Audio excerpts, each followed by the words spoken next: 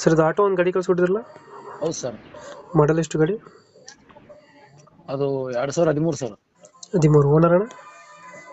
Owner 3ನೇ owner sir ಇವಾಗ ಆಗಿರೋದು. ಡಾಕ್ಯುಮೆಂಟ್ಸ್ ಎಲ್ಲ ರನ್ನಿಂಗ್ ಇದೆಯಾ?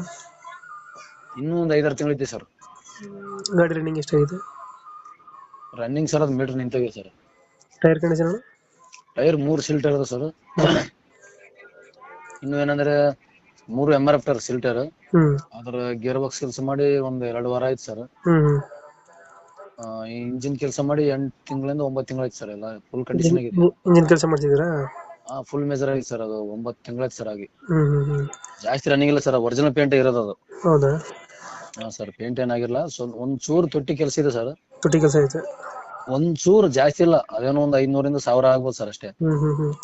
ಎಷ್ಟು ಕೊಡುತ್ತೆ ನಮ್ಮ ಗಾಡಿ? ಮೈಲೇಜ್ 30 ಬರುತ್ತೆ ಸರ್. ಅದು 30 ಕೊಡ್ತದಾ?